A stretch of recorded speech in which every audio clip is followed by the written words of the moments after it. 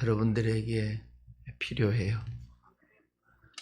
이스라엘 백성들이 애굽에서 나와 가나안 땅으로 들어가는데, 그 가나안 땅이 우리가 보통 얘기하기를 뭐라 그러죠?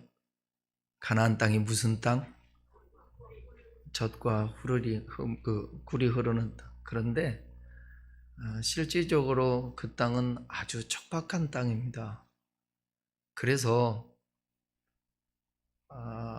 때를 따라서 하늘에서 비를 주시지 아니하면 농사를 지을 수가 없어요. 그런데 가나안 땅에 들어가기 전에 이미 그 땅은 젖과 꿀이 흐르는 땅이잖아요. 이스라엘 백성들이.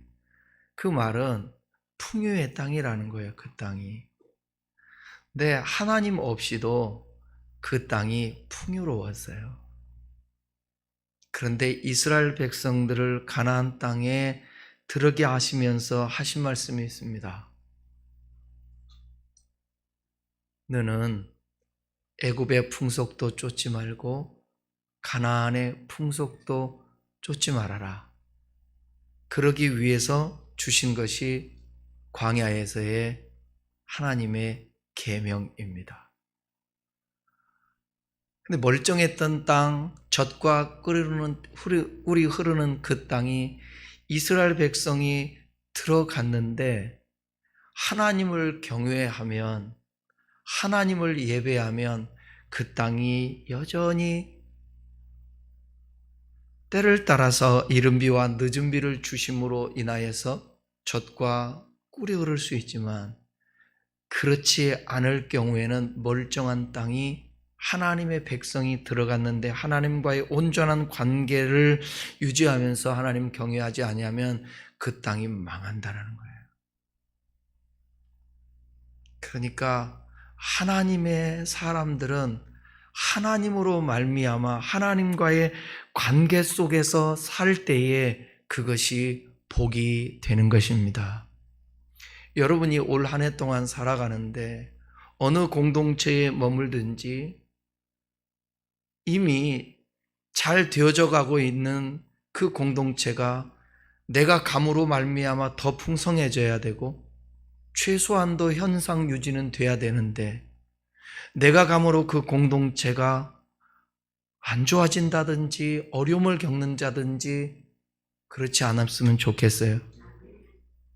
여러분의 가정도 마찬가지라고 생각되어져요.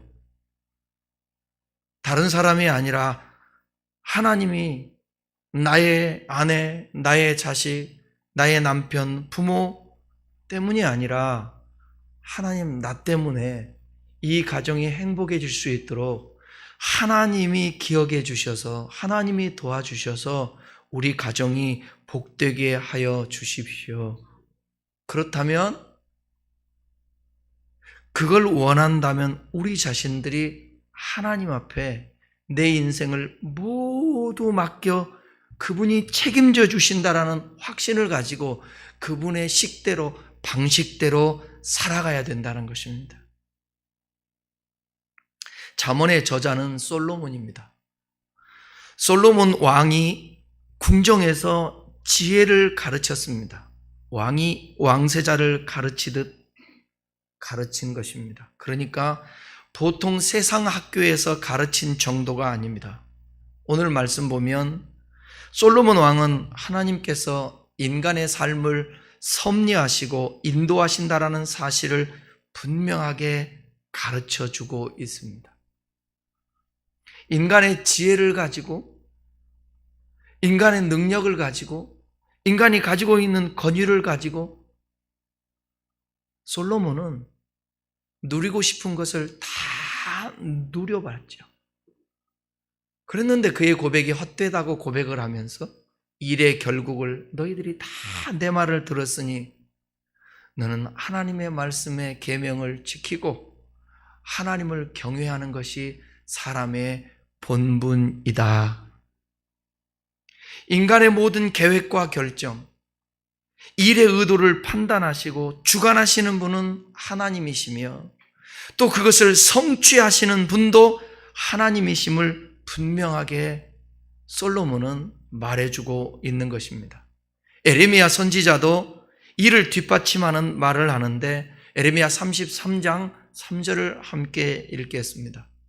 이를 행하시는 여호와, 그것을 만들어 성취하시는 여호와, 그 이름을 여호와라 이가 이와 같이 이르시는도다. 너는 내게 부르짖으라. 내가 내게 응답하겠고 내가 알지 못하는 크고 은밀한 일을 내게 보이리라. 우리는 이 에레미야의 말씀에 3절은 너무나도 잘합니다. 너는 내게 부르짖으라. 내가 응답하겠고 내가 알지 못하는 크고 비밀한 일을 보여주리라. 그런데 그 앞구절에 있는 이 말씀이 중요합니다. 내가 아무리 부르짖다 할지라도 내 뜻대로 응답되어지는 것이 아닙니다. 내가 하고 싶은 일이 있다고 해서 되어지는 것이 아닙니다. 일을 행하시는 여호와, 그것을 만들어 성취하시는 여호와, 이 하나님의 주권 안에서 우리가 부르짖을 때에 응답되어진다라는 것입니다. 하나님은 인간의 모든 행하는 일과 계획을 인도하시며 친히 성취하십니다. 그러므로 우리는 우리의 모든 것을 여호와 하나님께 맡기고 살아야 합니다.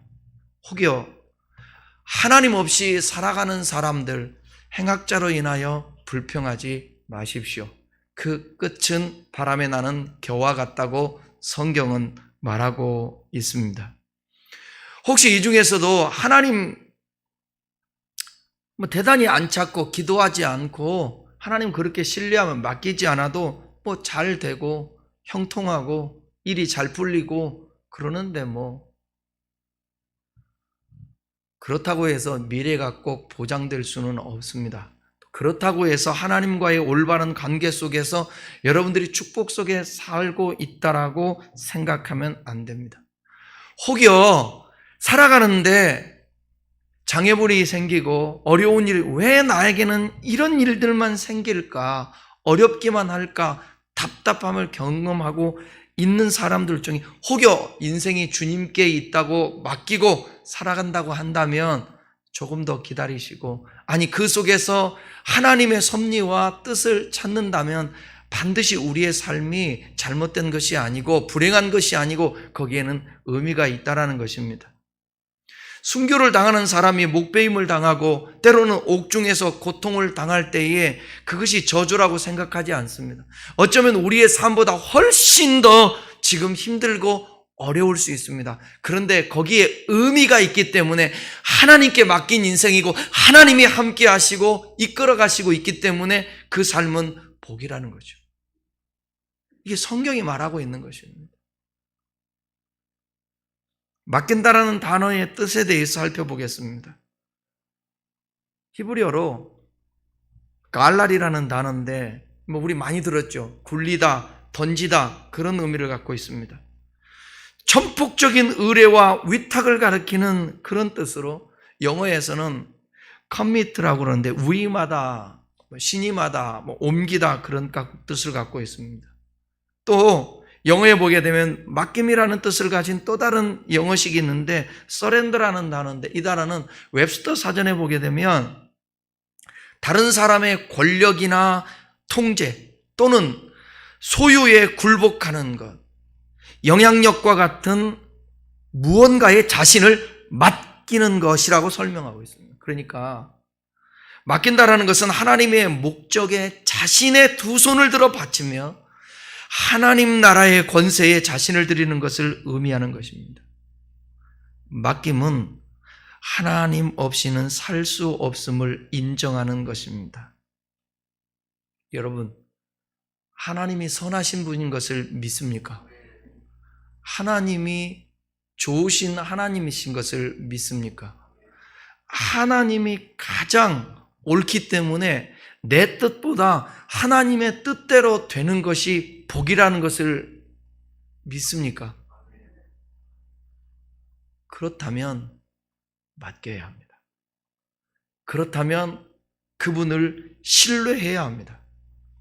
맡긴다는 것은 하나님이 우리를 위해 계획하신 일들을 실행할 수 있도록 성령 하나님께 구하는 것을 말합니다.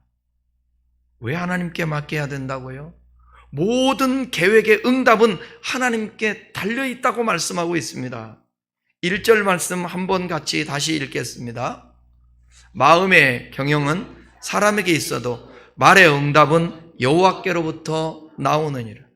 마음의 경영이라는 것은 자신의 생각이나 지식으로 세운 계획, 목표를 뜻합니다. 말의 응답은 일의 성취 또는 결과를 뜻합니다. 솔로몬은 많은 계획을 세웠습니다. 그래서 그 계획을 세워서 성취했습니다. 그런데 왜 헛되다고 말할까요? 하나님으로 말미암아 계획을 세우지 않아서 그렇습니다. 하나님으로 말미암아 꿈을 꾸지 않았기 때문에 그렇습니다. 비전을 갖지 않았기 때문에 그렇습니다. 계획의 응답은 일의 성취, 결과라고 말씀했죠. 그러니까 모든 계획과 목표의 최종적인 응답은 하나님께서 주신다라는 것입니다. 성경에 나와 있는 모든 하나님의 사람들 다 하나님이 이끌어 가시고 하나님의 뜻에 서게 하시고 그 뜻에 서지 않으면 연단을 받고 훈련을 받아서 마지막 종국에는 하나님이 그의 방향을 틀어 하나님께로 틀어 하나님이 합력하여 선을 이루고 하나님이 영광 받으시며 하나님의 나라를 위하여 사람들을 쓰셨다라는 것입니다. 제 아무리 훌륭한 계획을 세우고 탁월한 지혜를 써서 일을 성취하려고 몸부림쳐도 사람이 계획하고 목적한 바를 이루시는 분은 오직 하나님이십니다. 하나님께 은혜를 받아 예수 만나고 나는 하나님의 사람이야 하면서 내 생각과 마음과 계획과 모든 것은 주님의 영광을 위한 거라고 판단하고 생각하며 결정해서 아시아로 복음을 전하러 가는데 하나님은 그것은 네 계획이라고 하며 마게도냐에서 부르는 것입니다. 인간의 생각과 하나님의 생각은 다르죠. 그래서 결과를 성취해 가는 분이 하나님이시기 때문에 우리는 그 하나님을 의뢰하고 신뢰해야 하는 것입니다. 인간이 성공을 꿈꾸고 그래서 어떤 목적을 이루었다고 한다면 그 목적을 이룬 것이 이 땅에 얼마나 많은 영향력을 끼쳤겠습니까? 정치에 목적을 두고 목회의 대형화 교회를 목표를 두고 경제인들은 돈을 벌어 큰 회사를 세우는 게 목적을 두었는데 그 목적의 결과가 이 땅에 하나님 나라와 어떤 관계가 있느냐고요. 그것이 하나님의 인도 속에서 되었다고 한다면 모든 사람들은 자기의 재능을 흘려보낼 것입니다. 권력을 자기가 사용하지 않을 것입니다. 능력을 자기를 위하여서 권력을 위해서 사용하지 않을 것입니다. 하나님 나라를 위하여서 그 영광의 자리를 자기를 부인하고 많은 가지고 있는 돈을 자기를 부인할 것입니다. 그 권력을 가진 자리에서 자기를 부인할 것입니다. 왜냐하면 그것이 제자도의 삶이기 때문에. 그렇다면 우리는 이 질문을 해야 되겠죠. 그 사람들의 출발은 뭐였을까? 그 사람들의 계획과 목적은 뭐였을까? 하나님과 함께 했을까? 하나님이 원하는 것이었을까? 우리는 생각해 와야 된다는 것입니다. 모든 일들이 하나님의 뜻대로 되어야 합니다. 일의 성패는 하나님에 달려 있습니다. 거룩한 하나님의 뜻말입니다. 그것이 이루어지기 위해서는 하나님께 달려 있다는 것입니다. 이 설교를 들으면서 하나님을 안 믿는 사람과 비교하지 마십시오. 그 사람들의 성공을 보면서 부러워하거나 왜 저 사람들은 잘 되는데, 성경이 말하는 것은 성공을 말하는 것이 아닙니다. 하나님의 뜻이 이 땅에 우리를 통해 이루어지는 것을 말하고 있는 것입니다. 인간의 생사화복을 주관하시는 하나님께서 우리를 돕지 아니하시면 우리가 완벽하고 훌륭한 계획과 목표라도 결국 그것은 하나님의 뜻이 이루어지는 것이 아니기 때문에 그건 결국 실패입니다. 성경에서 말하고 있는 성공은 세상이 말하고 있는 성공과 다릅니다. 예를 든다면 세상에서 말하는 성공을 성경이 말하고 싶어 한다고 한다면 성경은 온통 세상에서 말하는 성공의 얘기를 써야 할 것입니다. 그런데 분명 성경은 이 땅에 살아가면서 우리가 풍요를 누리고 많은 힘을 가지고 있고 부자가 되고 높은 자리에 있고 그것을 부정하지 않습니다. 그러나 그것이 목표라고 말하지는 않습니다. 성경은 이 땅에 하나님의 나라, 하나님의 뜻이 이루어지는 것이 성공이라고 말하고 있습니다. 그렇기 때문에 그 가치관과 기독교적인 세계관을 가지고 있는 사람은 직업 선택이 세상 사람들과 다릅니다. 이따가도 말씀드리겠지만 어떤 것을 성취하기 위한 방법들이 세상과 다릅니다. 하나님의 방법대로 하는 것이 이것을 하나님께 맡긴다라는 것이고 하나님이 그것을 맡길 때에 하나님의 뜻을 성취해 간다라는 것입니다. 그렇기 때문에 성도는 일을 계획하기 전에 먼저 하나님의 뜻을 분별하고 기도해야 합니다. 내가 선택해놓고 저질러놓고 하나님 도와여 주세요가 아니라 출발점에서 하나님 어떻게 할까요? 하나님 이 뜻이 맞나요? 하나님 역사해 주세요. 기도해야 합니다. 기도하면서 계획을 세우고 계획한 것을 이루는 분은 오직 하나님이심을 믿고 그 결과를 하나님께 맡겨야 합니다. 그래서 맡기는 사람은 자신의 뜻이 아닌 하나님의 뜻이 이루어지기를 바라며 계획을 세우게 되어 있습니다. 성경을 믿습니까? 진리입니까? 잠언 19장 21절은 이와 같이 말을 합니다. 사람의 마음에는 많은 계획이 있어도 오직 여호와의 뜻만이 완전히 서리라. 사람이 계획해서 어떤 것을 성취하려고 몸부림치다 보게 되면 자기가 원하는 뜻은 쓸 수 있습니다. 그게 세상이 말하고 있는 지금 비전들 아니겠습니까? 그리고 그 비전을 이루기 위해서 끊임없는 자기 개발을 해나가지 않습니까? 그래서 자기의 뜻은 세울지 모르지만 여호와의 뜻이 완전히 서지는 않을 수 있다는 거예요. 사람이 자신의 힘으로 애쓰고 힘쓰더라도 몸부림치더라도 하나님이 함께 하시지 않으면 성취할 수가 없습니다. 여러분, 우리의 삶은 하나님의 섭리 가운데 이루어집니다. 그러기에 인간은 자신의 마음대로 할 수 없습니다. 우리는 우리들의 계획과 그 응답이 여호와께 달려있음을 믿고 자신의 계획에 앞서서 하나님의 말씀에 귀를 기울이고 그 음성에 순종하며 순응해야 합니다. 왜 하나님께 모든 것을 맡기고 살아야 합니까? 모든 행사를 여호와께 맡길 때 경영하는 것이 이루어지기 때문에 그렇습니다. 잠언 16장 3절을 또 읽겠습니다. 시작.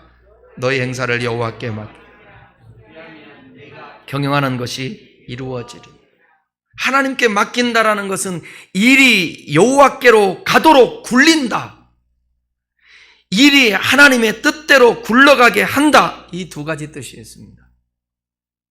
너희 행사를 여호와께 맡기라는 것은 무언가를 굴리듯이 우리의 모든 일과 계획과 하는 일들을 주님께 의탁하고 주님 뜻대로 되도록 순종하는 것. 주님 뜻대로 굴러가도록 힘쓰라는 것입니다. 우리는 인생을 살아갈 때 그냥 각자 원하는 대로 살아서는 안 됩니다. 우리 인생이 하나님을 향하여 굴러가도록 살아가야 합니다. 우리의 인생이 하나님의 뜻대로 굴러가도록 해야 합니다. 이게 다음 세대들이 지금부터 훈련하면서 하나님을 찾으면서 주님께 물으면서 살아가는 것을 배워야 합니다. 주님께 내 인생을 맡깁니다. 그러기 위해서는 여러분이 보실 때에 자녀들이 답답할 수 있지만 욕망을 빼야 합니다. 성공욕을 빼야 합니다. 이 세상에서 인정받고 높아지려고 하는 그 마음을 빼야 합니다. 그리고 철저하게 하나님과 함께 걷고 하나님의 인도를 받고 하나님이 주시는 목적으로 너는 높아져야 돼. 그러면 나는 높아지기 싫어도 하나님의 뜻이라면 높아져야 합니다. 나는 그냥 세상 사람들이 말하는 평범하게 살 거야. 근데 주님의 뜻은 아니야. 너는 평범하게 살 수 없어. 이따 요셉 얘기도 하지만 너는 요셉과 같이 살아야 돼. 아니에요. 나 국무총리 안 돼도 좋으니까 나 형제들하고 아버지하고 같이 살래요. 아니야. 너는 애굽으로 가야 돼. 그러면 가는 것입니다. 그렇게 우리의 인생을 살면 마지막에 바울처럼 고백할 수 있습니다. 내가 달려갈 길을 마치고 이후로는 나를 위하여 의의 면류관이 예비되었도다. 하나님께 인정받는다는 거예요.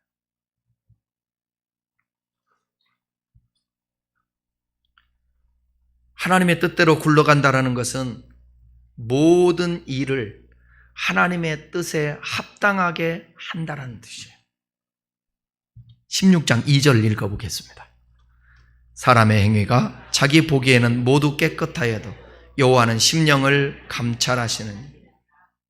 이 말씀은 사람들은 본성적으로 자기중심적으로 생각하기 때문에 그릇된 일까지도 자기를 합리화시키려고 합니다. 그리고 변명거리를 만들어 자신의 행동을 정당화시키려고 합니다. 왜요? 세상 사람들이 인정해 주니까. 수단과 방법 가리지 않고 어떤 방법이든 그것이 부르든 성공만 하면 인정받으니까.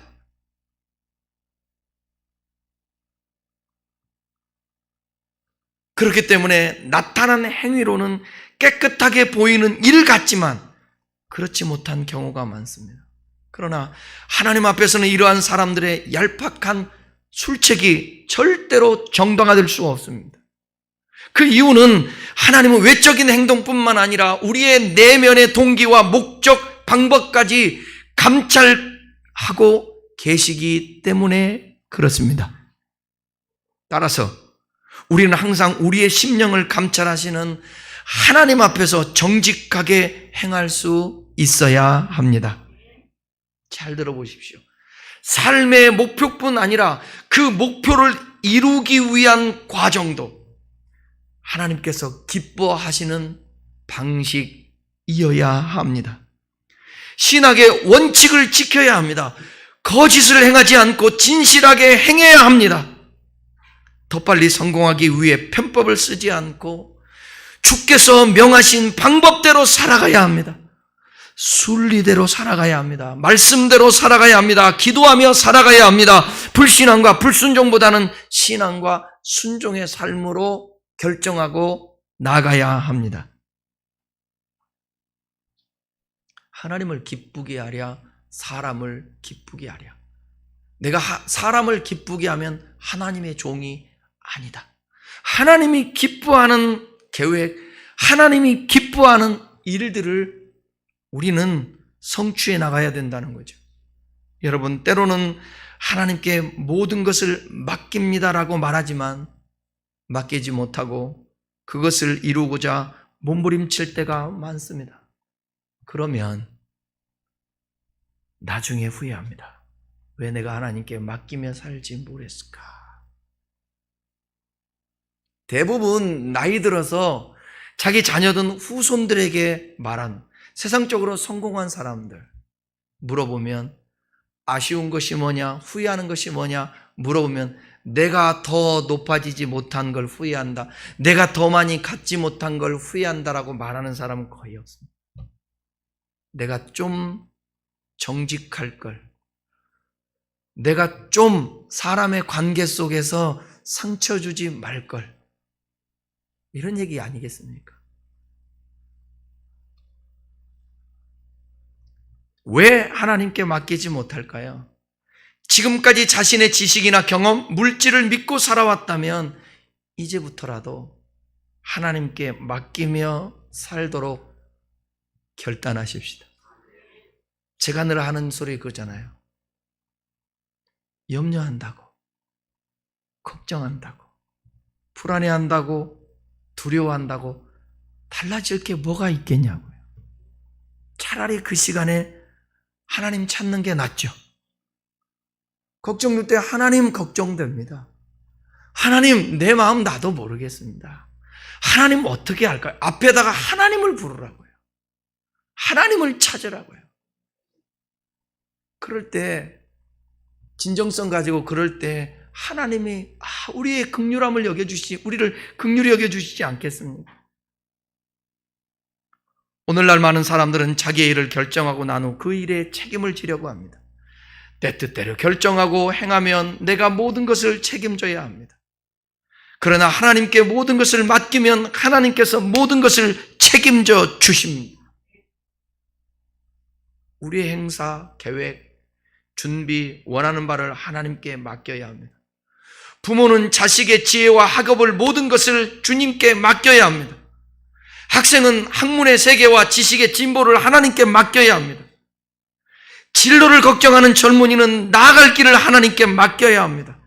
배우자를 선택해야 하는 젊은이는 배우자를 하나님께 맡겨야 합니다. 배우자는 하나님이 짝지어 주게 여러분들이 경외해야 합니다. 젊은이들은 내 감정이 먼저 앞서기 전에 기도부터 해야 합니다. 내 마음에 사람을 보는 순간 저 사람이 흥분되기 전에 하나님 제 마음에, 또 하나님, 먼저는 하나님 마음에, 제 마음에 평생 동고동락하며 행복하게 살 수 있는 아내, 남편을 만날 수 있도록 도와주십시오. 저는 부부는 하나라고 생각해요. 일심동체입니다. 하나님이 짝지어 주신 것입니다. 어찌 둘이 하나가 될 수 있겠습니까? 많은 복 중에서 영혼의 복이 가장 중요하게, 이 땅에 살아가면서 진정한 복은 뭐냐? 가정입니다. 동의를 안 하십니까? 가정입니다. 남자가 일을 마치고 집에 들어갈 때 빨리 가야 돼. 미안해. 나 오늘 집에 가야 돼. 할 수 있는 마음이 생기는 남편은 최고의 행복을 가지고 사는 것입니다. 아내는 일을 하고 들어갈 때 빨리 집에 가면 내가 가서 음식을 준비해야지. 아니면 먼저 온 내 남편이 음식을 준비하고 있으니까 내가 빨리 가서 함께 해서, 아니면 내 자식이 빨리 집에 들어가야지. 이런 마음이 생기는 아내는 최고의 축복입니다. 여러분 혹시 들어가실 때, 집에 들어가실 때 우리나라의 겨울에 최고의 관식이 뭐죠? 붕어빵. 잘 아시네요. 전 붕어빵을 너무 좋아해요. 그래 우리 집 근처에 붕어빵 집이 2개가 있습니다. 2개가 있는데 가다가 제가 차를 세우고 붕어빵을 삽니다. 그래서 그 붕어빵 갖고 가서 저도 먹고, 우리 아들 안 좋아하더라고요. 놔뒀다 두면. 또 지나가다가, 이게 마음이에요. 항상 그렇진 않아요. 집사람이 꼴보기 싫을 때는 그런 마음이 안 생긴데, 마음이 편할 때는 가다가 우리 아내가 제일 좋아하는 음식 중에 손꼽는 게 옥수수입니다. 옥수수.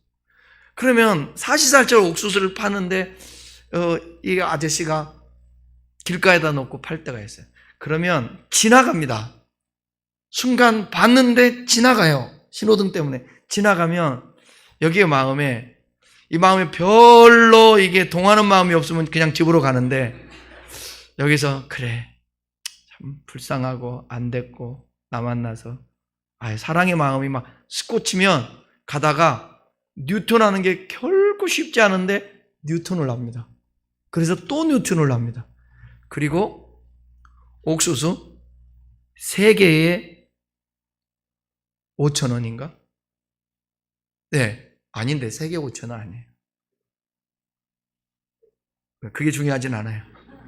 그거 사가지고 갑니다. 그러면 차 안에서 여러분 냄새가 나요. 옥수수 냄새가 나요. 그 옥수수 냄새를 맡고 가는 그 시간이 한 2, 3분밖에 안 돼요. 집에서 가까우니까. 그 시간에 오직 생각은 다른 생각 없고 이거 따뜻한 거 갖고 가서 먹으면 행복하겠지.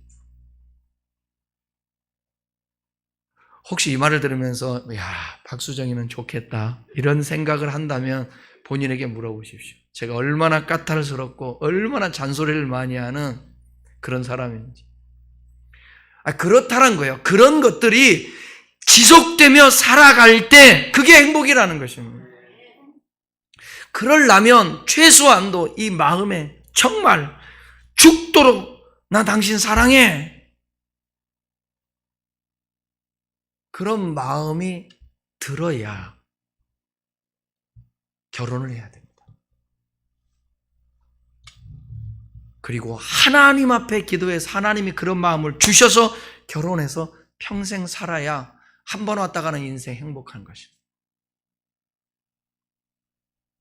이미 결혼한 사람들은 아멘을 안 하는데 지금도 늦지 않았습니다. 저는 늘 옛날에 설교할 때 그럴 때 행복은 만들어가는 것입니다. 행복은 그냥 주어지는 것이 아닙니다. 행복은요, 학습해야 돼요. 공부해야 돼요. 그래서 젊은이들은 결혼하려면 최소한도 함께 결혼할 사람과 아니면 데이트하고 있는 사람과 책 한 권씩, 예? 사랑의 언어라는 책과 그 다음에 부부 수업이라는 책, 이 2권은 꼭 여러분 읽어봐야 돼요. 얼마든지 똑똑한 사람들은 에이 그러지 않아도 목사님 그런 소리 안 하도 저 잘 살 수 있어요. 그러면 그렇게 하면 되지만 인생 사는 게 결코 호락호락하지 않고 만만치 않습니다. 예수 믿는다고 내 마음이 확 바뀌어서 모든 걸 참고 수용하고 견뎌내고 에이 그렇지 않습니다. 신앙은 전쟁과 같습니다. 싸움이라고 말하잖아요. 그래서 바울이 이렇게 주일이라도 예배하면서 여러분 늘 언제나 하나님께 음성을 듣고 결단을 하고 해야 합니다. 지나온 삶을 생각하세요. 내가 이렇게 했더니 행복해집니까? 아니요. 다시 시작하라고요. 하나님께 맡기면서. 우리 자신의 생각대로 하고자 어떤 일을 계획하고 결정하지만 일의 결과를 보면 하나님의 뜻에 따라 우리의 삶이 인도된다는 것입니다. 이런 대표적인 사람이 아까 말씀드렸던 바로 요셉입니다. 요셉은 형들에게 미움을 받아 죽을 뻔하다가 상인들에게 팔려서 애굽에 갖는 갖은 미움을 받고 애굽에서 고난을 겪었습니다. 애굽에서 요셉은 보디발의 종으로 일하다가 보디발의 아내의 유혹을 뿌리쳐서 누명을 쓰고 억울하게 감옥을 생활을 하게 되었습니다. 저는 여기서 꼭 짚고 넘어가는 거 있습니다. 보통 사람이라면요, 대부분 여자가 유혹을 하면 이게 혈기왕성할 때 넘어갈 확률이 큽니다. 그러니까 요셉을 얘기할 때는 이 얘기를 빼놓고 얘기하면 안 됩니다. 요셉은 성결한 사람입니다. 요셉은 하나님과의 관계가 되어 있던 사람입니다. 그래서 그 유혹을 뿌리칠 수 있었던 거예요. 하나님께서 요셉과 함께함으로 인하여서 요셉은 모든 시련 속에서도 절망하지 않았습니다. 오히려 바로 왕의 꿈을 해석해서 애굽의 국무총리가 되었습니다. 여러분 보세요. 옥에 들어가는데 어떻게 이것이 복입니까? 근데 하나님이 함께하는 옥이라면 그것이 하나님의 나라와 축복과 영광을 위한 발판이 된다는 거예요. 바로의 왕의 꿈을 해석해서 애굽의 총리가 되었습니다. 그는 7년 흉년으로부터 애굽을 건지고 나가서 기근으로 고생하는 아버지 야곱과 자신을 팔았던 형들까지도 구원했습니다. 하나님은 요셉을 죽을 곳에서 살리시고 낮은 자리에서 높은 자리에 앉히셨습니다. 비록 형들에게 미움을 받아 낯선 이국 땅에 팔려서 고난을 겪었지만 이것은 요셉을 통해서 이스라엘에게 복을 주시기 위한 하나님의 계획이었습니다. 이 영들에게 자신의 신분을 밝히면서 이와 같이 말합니다. 창세기 45장 4절 5절입니다. 나는 당신의 아우 요셉이니 당신들이 애굽의 판자라. 당신들이 나를 이곳에 팔았다고 해서 근지 마소서, 한탄하지 마소서. 하나님이 생명을 구하시려고 나를 당신들보다 먼저 보내셨나이다. 아멘. 보세요. 이 고백을 할 수 있는 것은 하나님께 모든 인생을 맡기고 이것이 하나님의 인도였다고, 이게 합력하여 선을 이루시는 하나님의 인도였다라고 생각할 때 팔았는데 얼마나 여러분 요셉 앞에서 기가 죽어 있고 미안해하고 쩔쩔매지 않을까요? 그런데 그 마음을 헤아려 근심 말고 마지 말고 한탄하지 말래요. 하나님이 나를 보냈대요. 당신이 나를 판 것이 아니라 하나님이 나를 보냈다. 당신이 나를 괴롭힌 것이 아니라 하나님이 나를 훈련한 것이다. 이렇게 우리의 생각을 바꾸면 좀 더 나아지지 않을까요? 아버지 야곱이 죽고 난 후 요셉이 그들을 벌할까 봐 두려워서 떠는 형제들에게 또 이렇게 말합니다. 어떻게 이렇게 말할 수 있을까? 하나님께 맡긴 인생이고 하나님이 성취한 인생이라고 믿었기 때문입니다. 50장 29절, 창세기 50장 29절, 당신들은 나를 헤아려 하였으나 하나님은 그것을 선으로 바꿔서 오늘과 같이 많은 백성의 생명을 구원하게 하시려 하셨다. 그러니까요, 출발점에서 생각을 하면 답답한 거예요. 힘든 거예요. 결단을 못하는 것입니다. 근데 살아보고 와서 보니까 하나님의 이룬 거죠. 그래서 이 단어를 믿음은 바라는 것들의 실상이요 보지 못하는 것들의 증거라고 하기 때문에 저와 여러분들이 믿음이 필요한 거예요. 하나님 믿음을 주세요. 우리 자식에 대한 믿음을 주세요. 우리 가정에 대한 믿음을 주세요. 그러면 오늘 견딜 수 있거든요. 믿음은 바라는 것들의 실상이니까. 믿음의 선진들이, 우리의 믿음의 선진들이 그렇게 산 거예요. 사람이 아무리 계획을 세운다 해도 인생의 길을 인도하시는 분은 하나님이시라는 사실을 우리는 오늘 이 말씀을 들으면서 마음에 새겨야 합니다. 하나님의 인도를 받기 위해서 어떻게 해야 합니까? 맡겨야 합니다. 우리의 모든 생각과 행사가, 계획들이 하나님께 맡겨드리는 그런 여러분들 되었으면 좋겠습니다. 맡길 때 책임져 주십니다. 모든 것을 맡김으로 하나님의 놀라운 그 은혜를 올 한 해도 좀 경험했으면 좋겠습니다. 결론입니다. 다 같이 따라 하십시다. 맡기면 책임져 주십니다. 저는 맡긴다는 단어를 생각할 때 모세의 어머니 요게벳을 빼놓을 수가 없어요. 요게벳이 어쩔 수 없이 자기가 몰래 키우고 있던 아들 모세를 더 이상은 바로가 남아들은 다 죽이라고 하니까 더 이상 살릴 수가 없어서 자기가 키울 수가 없어서 나일강에다가 던지지 않습니까? 던지는 거예요. 이 던진다는 이 단어와 맡긴다는 단어가 동일하다는 것입니다. 모세를 던졌을 때에, 맡겼을 때에 하나님이 책임져 주셨습니다. 여러분의 문제를 하나님께 굴려 보내시고 맡기세요.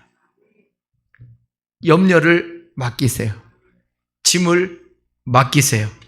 길을 맡기세요. 참된 맡김이란 나는 하나님 없이는 살 수 없음을 인정하고 나는 하나님 아버지가 모른다고 하시면 나는 정말 아무것도 아니라고 생각하는 그 사람. 그게 진짜 맡기는 사람입니다. 하나님이 바로 나를 위하여 계획하신 일들을 실행할 수 있도록 성령님을 구하고 그의 은혜와 능력을 구하면서 2023년 달려가고 앞으로도 계속 달려가십시다. 이것이 참된 믿음의 삶입니다. 기도하겠습니다.